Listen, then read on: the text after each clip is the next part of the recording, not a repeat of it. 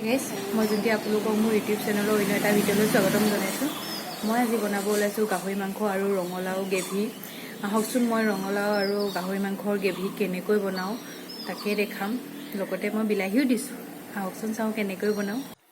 এয়া মই মিডিয়াম সাইজৰ 3টা পিঁয়াজ কাটি লৈছোঁ। লগতে আদা নহৰু আৰু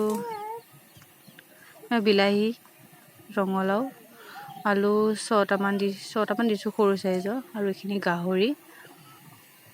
মই কেৰাহীটো গৰম হ'বলৈ দিছোঁ। মই তেলখিনি গৰম হৈ গৈছে, পিঁয়াজখিনি তাত দিছোঁ।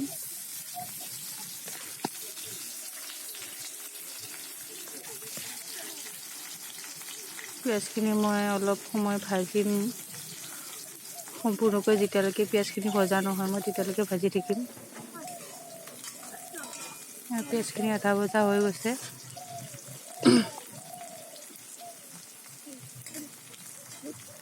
তাতে মই এতিয়া আদা নহৰু পেষ্টখিনিও দি দিম।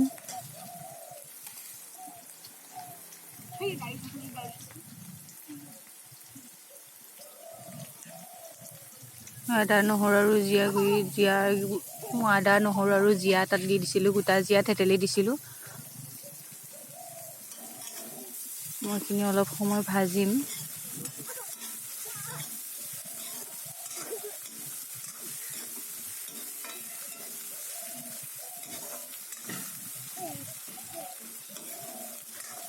এনেকৈ লৰাই ভাজি থাকিব লাগিব অলপ সময়, নহ'লে চৌল লাগি যাব।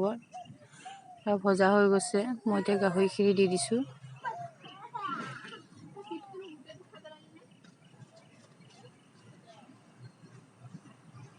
এনেদৰে তেলখিনি সম্পূৰ্ণ গাহৰিখিনিত লগাকৈ মই লৰাই দিছোঁ। মই সোৱাদ অনুসৰি মই প্ৰয়োজন অনুসৰি হালধি আৰু নিমখ দি দিম।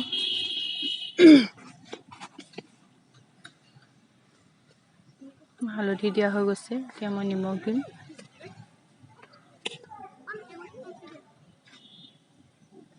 নিমখ দিলোঁ মই। এতিয়া লৰাই দিম অলপ। লৰাই দিলে উতল ওপৰ কৰি দিলে লৰাই দিম। তেতিয়া হালধি আৰু নিমখখিনি তাত মাংসখিনিৰ ভিতৰত সোমাব, নহ'লে তেনেকৈ থাকিলে অসুবিধা হ'ব। সম্পূৰ্ণকৈ লৰাই দিম। উতল ওপৰ কৰি দিলোঁ। এতিয়া ইয়াত মই দিম আলুখিনি।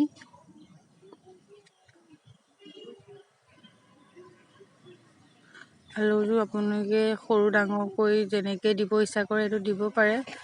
মই ইমান ডাঙৰো কৰি দিয়া নাই আৰু ইমান সৰুও কৰি দিয়া নাই। আপোনালোকে যদি আলু ডাঙৰ হৈ থাকিলে ভাল পায় আলু ডাঙৰ কৰি দিব, আৰু বোলে সৰু কৰি দিব পাৰে। আলুকেইটা অলপ ডাঙৰ কৰি দিলে ধৰি লওক অলপ সময় বেছিকৈ সিজাব লগা হয়, কাৰণ আলুটো পটককৈ সিজি নাযায়। মই এতিয়া আলুখিনি মাংসৰ লগত এনেকৈ তল ওপৰ কৰি দিছোঁ, যাতে আলুখিনিতো মাংস হালধি মছলাটো সোমাই যায়। দেখিছে? মই এতিয়া দি দিম ৰঙালাও আৰু বিলাহীখিনি। মই আলুখিনি অলপ সময় ভাজিলোঁ মাংসখিনিৰ লগত। তাৰপিছত 2 মিনিটমানৰ পিছত মই এনেকৈ ৰঙালাও আৰু বিলাহীখিনি যোগ কৰি দিছোঁ। এনেকৈ ৰঙালাও বিলাহীখিনিও তল ওপৰ কৰি দিলোঁ। দেখিছে? এনেকৈ তল ওপৰ কৰি দিয়াৰ পিছত মই ইয়াত দিছোঁ জলকীয়া 1 চামুচ। 1 চামুচ মানে মই 2 চামুচেই দিছোঁ। আপোনালোকে সোৱাদ অনুসৰি দিব, কাৰণ আপোনালোকে জ্বলা বেছি খাবলৈ বেছিকৈ দিব, কম খালে কমকৈ দিব। তাৰপিছত দিছোঁ জিৰা 1.5 চামুচ। ইয়াত দিছোঁ মই মিট মছলা অকণমান, আৰু দিম ক'লা জিৰা অলপ, কাৰণ ক'লা জিৰাটো দিলে সোৱাদটো একেবাৰে সলনি হৈ পৰে। বহুত ভাল লাগে ক'লা জিৰাৰ গোন্ধটো।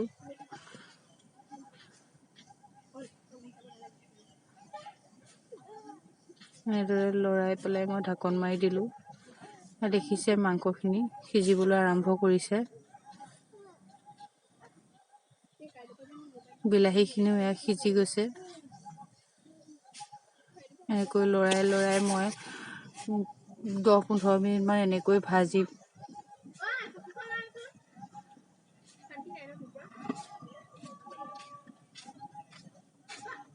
তাৰপিছত মই ঢাকনি মাৰি সিজিবলৈ দিম। দেখিছে মাংসখিনি কেনেকুৱা হৈছে।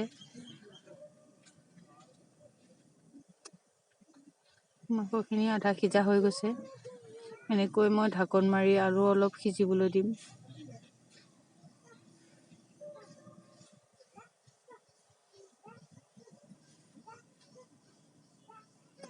পানী যোগ কৰিছোঁ। পানী যোগ কৰি পেলাই মই আকৌ ঢাকন মাৰি দিম সিজিবৰ কাৰণে। তেতিয়া মাংসটো সম্পূৰ্ণৰূপে সিজিব।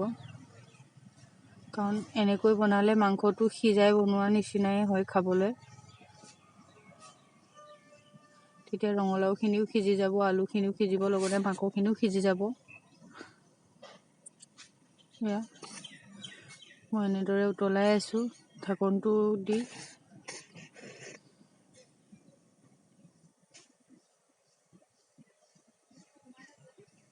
এতিয়া মই ইয়াত চিকেন মছলা এড কৰিছোঁ।